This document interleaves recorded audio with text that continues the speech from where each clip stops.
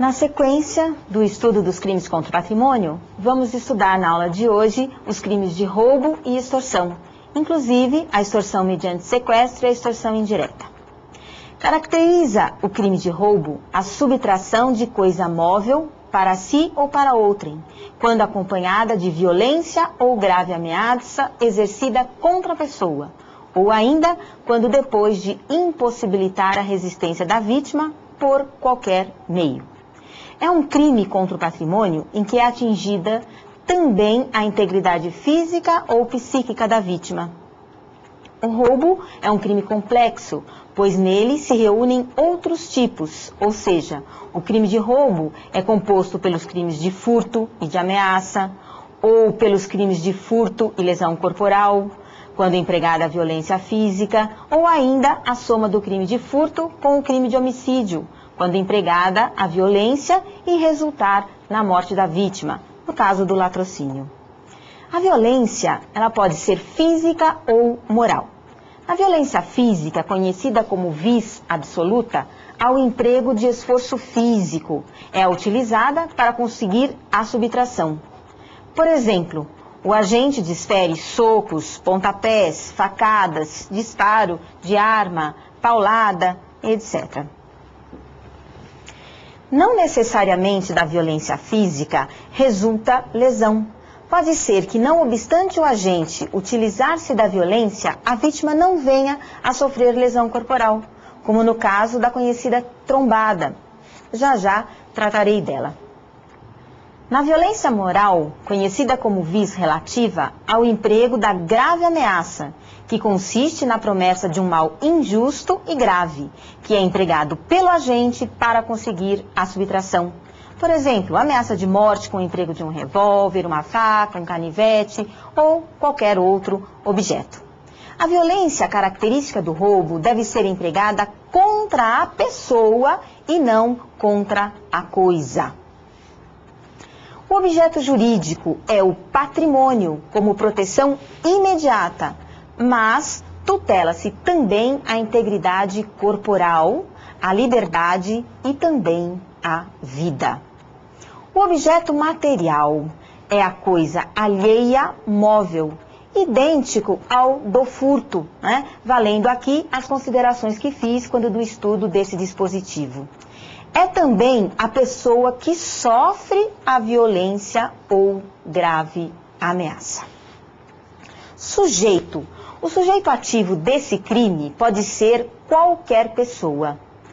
A vítima ou sujeito passivo pode ser o proprietário, possuidor, detentor e também a pessoa atingida pela violência ou ameaça, no caso de um roubo a banco, por exemplo, em que o cliente sofre a ameaça e não experimenta perda patrimonial.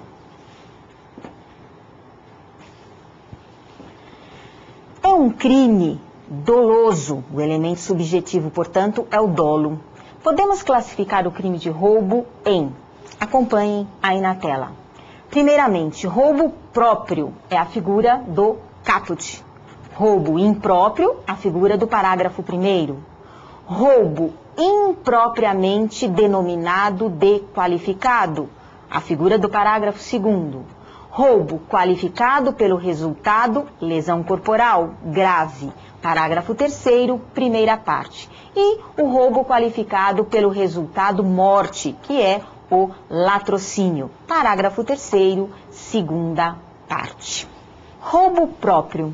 O roubo próprio pode ser praticado através de violência, grave ameaça ou qualquer outro meio que torne impossível a resistência da vítima, como no caso da empregada que, para roubar, coloca sonífero na comida dos patrões, fazendo-os dormir, para então subtrair objetos.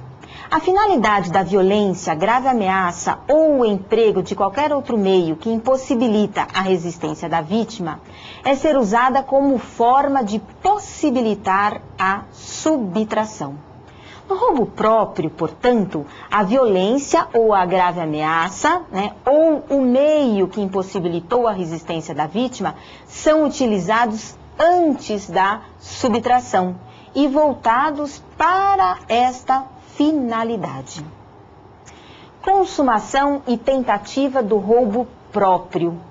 Consuma-se quando a coisa sai da esfera de vigilância da vítima e o sujeito ativo tem a posse tranquila da coisa, ainda que por pouco tempo. Lembrando que há posição minoritária no sentido de que se consuma com o emprego da violência, independente da subtração.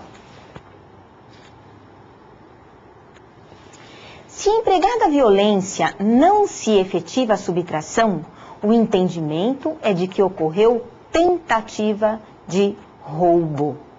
É considerado consumado se a vítima não recupera a coisa.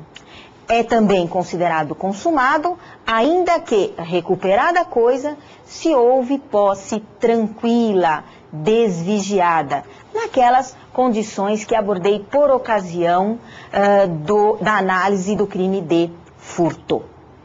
É bom que os senhores fiquem atentos, porque atualmente nos tribunais há uma forte tendência em assumir a posição de que o roubo próprio se consuma com o apoderamento do objeto da vítima, mesmo que não se consiga a posse tranquila. E a situação da conhecida trombada? Furto ou roubo? Se ocorrer apenas o arrebatamento com empurrão leve para desviar a atenção da vítima, e daí o agente pega a coisa e corre, sem qualquer violência, caracteriza o furto. Se houver alguma violência nessa conduta, caracterizará o roubo. No denominado roubo impróprio, a violência ou grave ameaça ocorre após a subtração, visando o agente a assegurar a posse da coisa subtraída ou a impunidade do crime.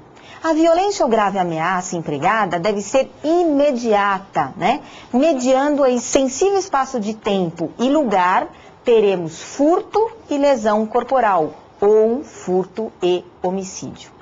Se o agente emprega a violência ou a grave ameaça somente para fugir, há tentativa de furto mais lesão, se for o caso.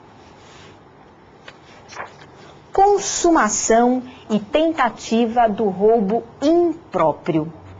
Consuma-se com a violência ou grave ameaça. Não se admite tentativa. Ou se emprega violência e grave ameaça e estará consumado, ou não se emprega e não há roubo impróprio. Não se consumando a subtração, o entendimento é de que o agente responde por tentativa de furto e lesão corporal. Roubo impropriamente denominado de qualificado. Parágrafo 2º. Aqui, no parágrafo 2º, estamos diante de causa de aumento de pena e não de um crime qualificado. Muito embora a doutrina e a jurisprudência já tenham consagrado o termo roubo qualificado para se referirem ao parágrafo, às hipóteses do parágrafo 2º do artigo 157. O legislador é expresso. A pena aumenta-se de 1/3 até a metade, ocorrendo qualquer das circunstâncias dos incisos 1 ao 5º. Inciso 1º. Se a violência ou grave ameaça é exercida com o emprego de arma, revela maior periculosidade do agente, como maior ameaça à incolumidade física da vítima. Como a lei não faz distinção, aplica-se o aumento da pena tanto para a arma própria, que é a arma feita com a finalidade de matar ou ferir, de servir para ataque ou defesa. Armas de fogo, armas brancas, como punhais e estiletes. Mas, como o legislador não faz referência, vale também para a arma imprópria, que não é uma arma propriamente dita, não tem a finalidade de ataque ou defesa, mas pode ser usada como tal. A faca de cozinha, uma barra de ferro, raquete de tênis, entre outros. A simulação do emprego de arma não configura aumento de pena. Somente caracteriza, sim, o crime de roubo. E a arma de brinquedo? No tocante à arma de brinquedo, a jurisprudência predominante, inclusive a do STF, reconhecia a qualificadora. Havia até entendimento da súmula 174 do STJ nesse sentido. Contudo, essa súmula foi revogada e não mais vigora esse posicionamento como sendo o majoritário. Aliás, o fundamento da qualificadora reside no maior perigo que o emprego da arma envolve, motivo pelo qual é indispensável que o instrumento usado pelo agente tenha idoneidade para ofender a incolumidade física. Portanto, o entendimento é no sentido de que a arma de brinquedo é meio idôneo para caracterizar o crime de roubo, mas não para fazer incidir a causa de aumento de pena deste inciso primeiro. E no tocante à arma defeituosa, prevalece o entendimento no sentido de reconhecer a qualificadora, se ficar demonstrada que a inidoneidade para vulnerar é apenas acidental. Entretanto, se for considerada absolutamente ineficaz, daí afasta-se a causa de aumento de pena. E a arma desmuniciada qualifica? A posição dominante é no sentido positivo, já que não é absolutamente ineficaz.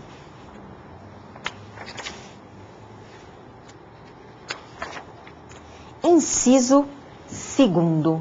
Se há o concurso de 2 ou mais pessoas, revela maior periculosidade dos agentes que se unem para a prática do crime, dificultando a defesa da vítima. Inciso 3º. Se a vítima está em serviço de transporte de valores e o agente conhece essa circunstância. Deve estar havendo, portanto, transporte específico de valores pela vítima. Neste caso, visa-se proteger o transporte de valores, tais como bancários, caixeiros viajantes, cobradores, etc. Referindo-se à lei a valores, não alcança somente o transporte de dinheiro, mas também o transporte de joias, pedras preciosas, títulos, etc. Não se aplica este dispositivo quando a subtração se limita a valores ou bens pessoais de quem o está transportando. Nesse inciso, é o transporte para terceiros, salientando que o agente deve efetivamente ser conhecedor dessa circunstância, para que possa incidir essa causa de aumento de pena. Inciso 4º. Se a subtração for de veículo automotor que venha a ser transportado para outro estado ou para o exterior. Esse dispositivo foi introduzido pela Lei 9.426 de 96. Para não me tornar repetitiva, reporto-os ao que falei na aula referente ao crime de furto, já que aqui aplica-se o dispositivo do parágrafo 5º do artigo 155. Inciso 5º. Se o agente mantém a vítima em seu poder, restringindo sua liberdade. Esse inciso também foi uma inovação trazida pela Lei 9.426 de 96, com a finalidade de punir de forma mais grave o autor de crime de roubo que, além do mínimo necessário para assegurar o produto da subtração, detém a vítima em seu poder. Se a vítima é mantida em poder dos roubadores por breve período de tempo, apenas como meio para a consumação do roubo, será aplicado o inciso 5º. Mas, se a vítima é mantida privada de sua liberdade por período prolongado, de forma a se constatar que no caso concreto era supérflua essa privação de liberdade em relação à subtração, haverá roubo em concurso material com o crime de sequestro, previsto no artigo 148 do Código Penal. Mas é bom enfatizar também que, se o roubador mantém a vítima por brevíssimo tempo, apenas o suficiente para lhe subtrair a coisa almejada, teremos unicamente o crime de roubo, sem essa causa de aumento de pena prevista aqui no inciso 5º. Como no caso de o agente ingressar no automóvel da vítima e soltá-la quarteirões à frente. Assim, para incidir essa causa de aumento de pena, a vítima deve ser mantida em poder do agente por tempo juridicamente relevante, conforme entendimento doutrinário e jurisprudencial nesse sentido. Roubo. Roubo qualificado pelo resultado lesão grave. Se da violência resulta lesão grave. Aqui sim temos um crime qualificado, já que há pena própria majorada em relação à figura simples. A lesão deve resultar da violência empregada no cometimento do crime e estará consumado, ainda que não operada a subtração. O entendimento é o de que não se aplica a qualificadora se a lesão grave não decorre da violência, e sim da ameaça, por falta de previsão legal. É aplicável tanto ao roubo próprio como ao roubo impróprio. Uma vez caracterizada a situação de incidência do artigo 157, parágrafo 3º, não são aplicáveis as causas de aumento de pena previstas no parágrafo 2º. A lesão corporal de natureza leve integra o tipo na modalidade de violência, de modo que não é considerada nem como causa de aumento de pena, nem como qualificadora. Agora sim, roubo qualificado pelo resultado morte. Se da violência resulta morte. Temos aqui a previsão do crime de latrocínio, crime complexo, né? É o roubo mais o homicídio. É um crime hediondo nos termos do artigo 1º da Lei 8.072 de 90. Para a caracterização do latrocínio, é indiferente que a morte tenha sido provocada de forma dolosa ou culposa. Ainda que a morte seja dolosa, o latrocínio é de competência do juízo singular e não do tribunal do júri, pois o latrocínio é um crime contra o patrimônio e não um crime contra a vida. As causas de aumento de pena, do parágrafo 2º, também não incidem sobre essa qualificadora. Consumação e tentativa, com referência ao crime de latrocínio. 4 hipóteses podem ocorrer na prática, acarretando algumas delas divergências na doutrina e na jurisprudência. Primeira hipótese: homicídio e subtração consumados. Latrocínio consumado. Entendimento pacífico. Segunda hipótese: homicídio tentado e subtração tentada. Tentativa de latrocínio. Entendimento pacífico. Terceira hipótese: homicídio tentado e subtração consumada. Encontramos duas posições nesta hipótese. Primeira, tentativa de latrocínio. Segunda, tentativa de homicídio qualificado, conforme o artigo 121, parágrafo 2º, inciso 5º, combinado com o artigo 14. E agora, a quarta hipótese, homicídio consumado e subtração tentada. O entendimento agora aqui se divide em 4 correntes. Primeira é a predominante, inclusive pelo Supremo Tribunal Federal, através da súmula 610.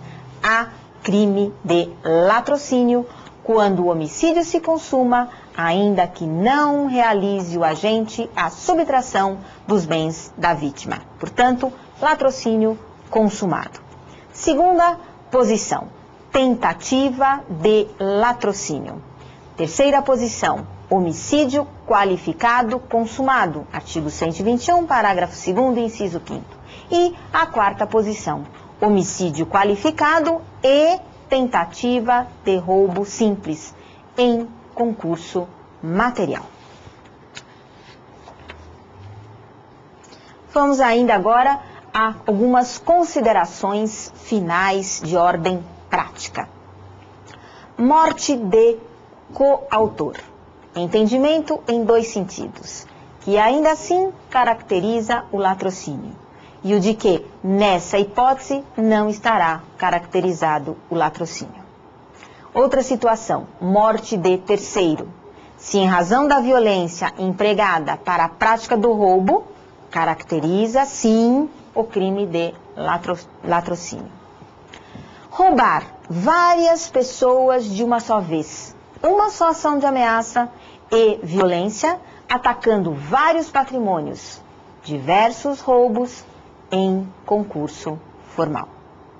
Outra situação, atingir somente um patrimônio, porém com ameaça a diversas pessoas, um único crime de roubo.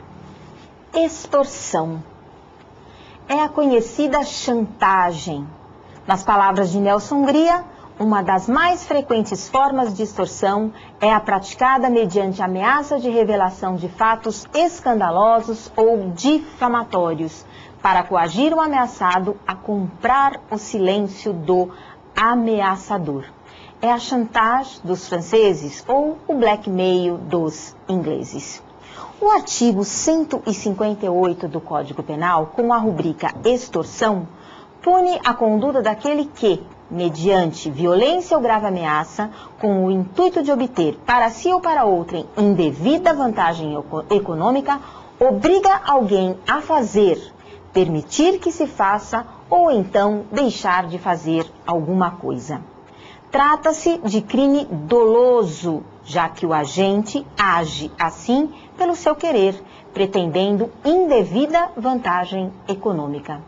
Podemos apontar como elementos do tipo, ou seja, como elementos necessários para a caracterização do delito de extorsão, os seguintes: a conduta de constranger mediante violência ou grave ameaça de morte, de lesão, de difamação, obrigar, forçar através de meio coativo, então, violência ou grave ameaça. Violência, já sabemos, quando o legislador fala em violência, está se referindo à violência física praticada contra a vítima diretamente ou contra terceiro, é a vis corporalis. A violência empregada faz com que a vítima tenha anulada ou limitada a sua capacidade de autodeterminação. Grave ameaça. Também já sabemos, quando o legislador fala em grave ameaça, está se referindo à violência moral, vis moralis. É a promessa de causar mal, futuro ou iminente, sério, verossímil. É intimidar, é anunciar à vítima a prática de um ato que lhe causará um mal injusto e grave. A ameaça pode ser feita de várias formas, palavras, escritos, gestos, né? Como segundo requisito, ou como segundo elemento do fato típico, nós temos a obrigação, coagir alguém agora a fazer, tolerar que se faça ou deixar de fazer alguma coisa. Fazer é conduta positiva, agir. Exemplo, depositar certa quantia em dinheiro em determinada conta bancária, assinar um cheque. Tolerar que se faça é permitir ou não se opor. Já deixar de fazer é uma conduta negativa, é um não agir. Exemplo, deixar de competir em alguma licitação. Como outro elemento, nós temos agora o intuito do agente de obter, para si ou para outrem, indevida vantagem econômica. O objetivo do agente é conseguir, para ele ou para a terceira pessoa, indevida vantagem econômica. Portanto, se o agente não tiver a intenção de conseguir indevida vantagem econômica, ainda que efetivamente obrigue alguém, mediante violência ou grave ameaça, a fazer, permitir que se faça ou deixar de fazer alguma coisa, não estaremos diante do crime de extorsão. Exemplo, se o intuito do agente for libidinoso, crime contra os costumes. Por exemplo, atentado violento ao pudor. Indevida é a vantagem injusta, contrária ao direito. Portanto, se a vantagem for devida, não teremos extorsão. Exemplo, o agente procura satisfazer pretensão justa por si próprio, sem se valer dos meios legais adequados, como a cobrança de dívida, a realização de despejo, caracterizaria então o artigo 345, exercício arbitrário das próprias razões. Vantagem econômica é a vantagem de cunho patrimonial. Portanto, se a vantagem pretendida for a de cunho moral, não teremos extorsão. Exemplo, obrigar que a vítima mude de residência, não entre em determinado local. Isso caracteriza o crime do artigo 146, constrangimento ilegal. Consumação. É crime formal, ou seja, a lei não exige a produção do resultado para que se tenha como consumado o crime. Basta, portanto, a ação de constranger alguém a fazer, tolerar que se faça ou deixar de fazer alguma coisa. Não importa se com esta conduta o agente consiga obter a vantagem patrimonial indevida que pretende. A lei não usa a expressão obter, e sim constranger para. Logo, não exige o resultado. O resultado, obtenção da vantagem patrimonial indevida, é mero exaurimento do crime. Mesmo como crime formal, admite tentativa. No caso de a vítima não intimidada, não atuar. Ou, no momento do constrangimento, vem a ser impedida de realizar a conduta por terceiro. Como crime complexo, o objeto jurídico é o patrimônio e também a vida, a integridade física, a tranquilidade e a liberdade pessoal. É um crime pluriofensivo. Causa de aumento de pena, de 1/3 até a metade, se o crime é cometido por 2 ou mais pessoas ou com emprego de arma, conforme dispõe o parágrafo 1º. Forma qualificada do crime de extorsão. Pena própria, majorada em relação à figura simples.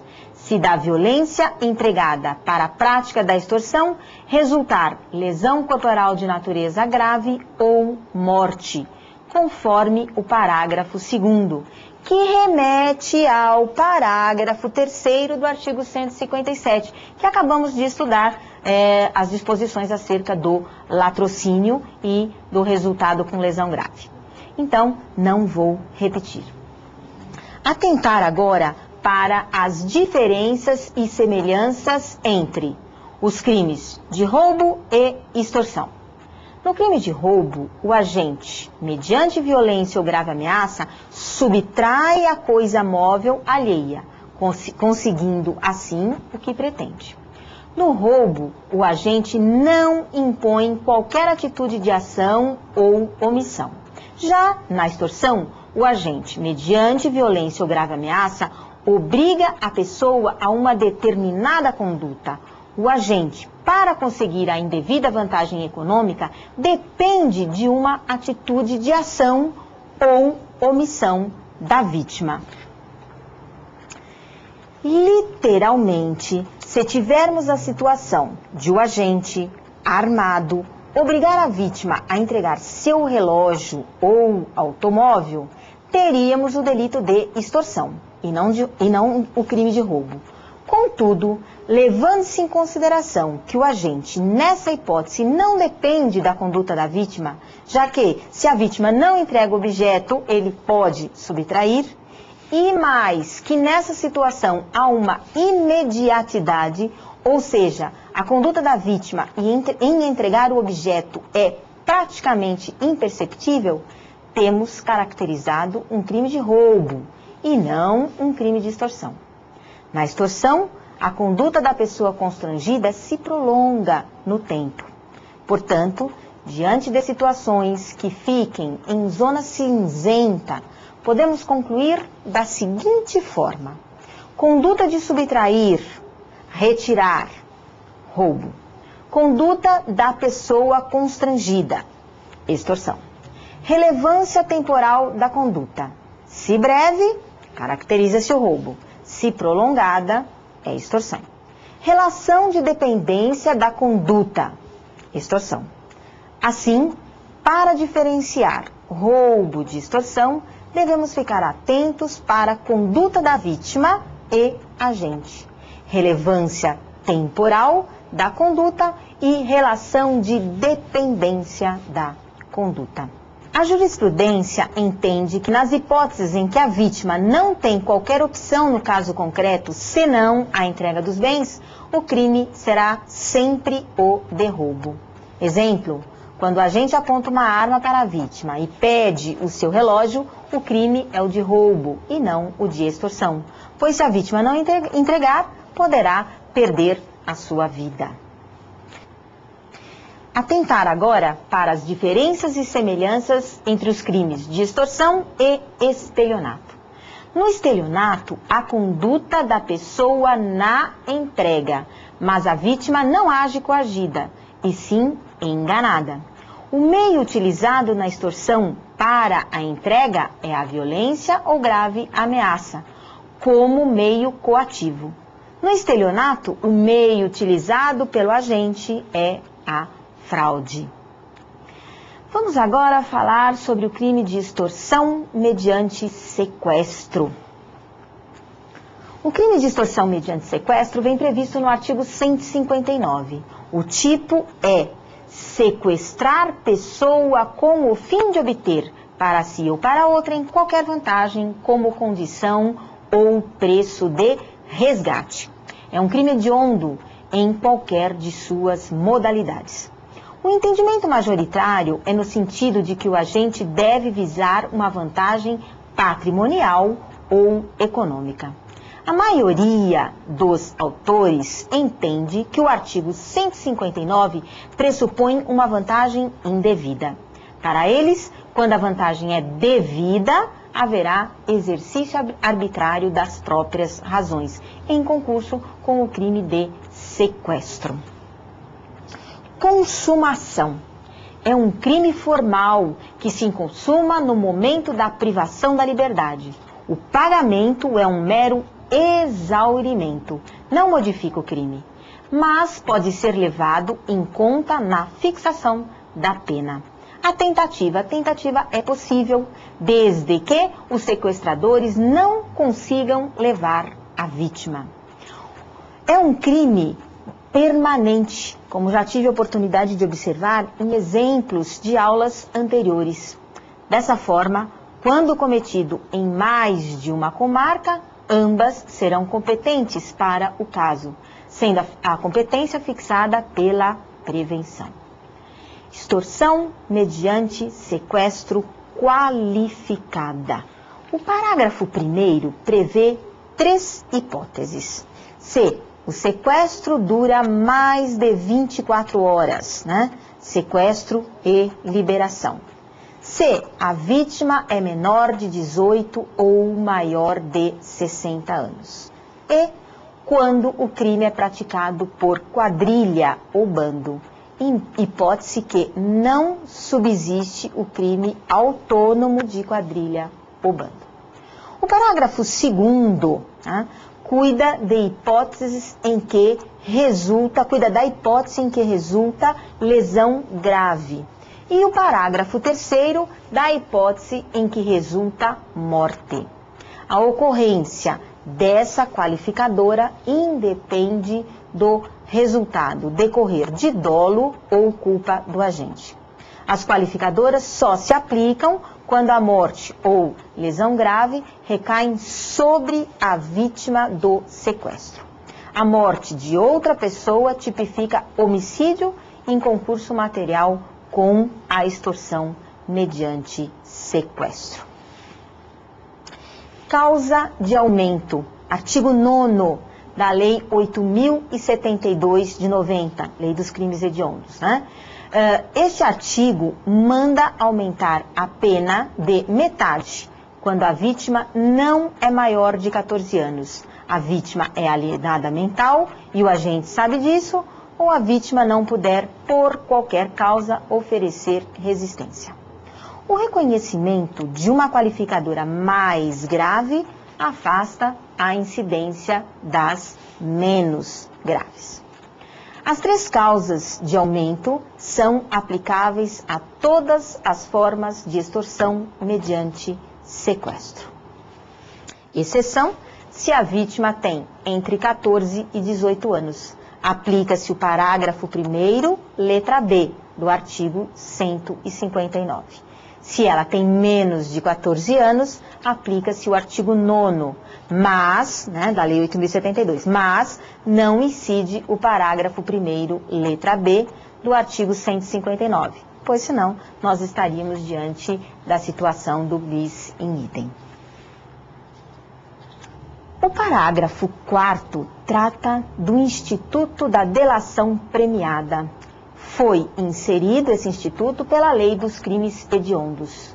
Se o crime é praticado mediante concurso de 2 ou mais pessoas, o concorrente que delatar os comparsas à autoridade de forma a facilitar a libertação da vítima terá sua pena reduzida de 1/3 a 2/3. É uma causa de diminuição de pena e só se aplica se a delação contribui efetivamente de alguma forma para a libertação da vítima.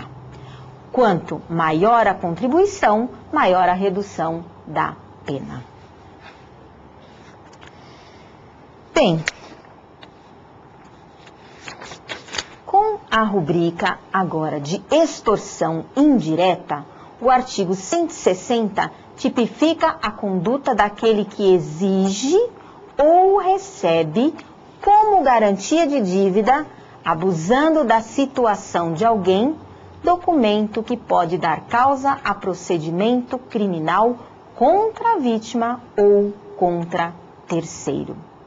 Rapidamente, então, vamos abordar a coexistência dos 3 requisitos exigidos para a caracterização desse crime de extorsão indireta.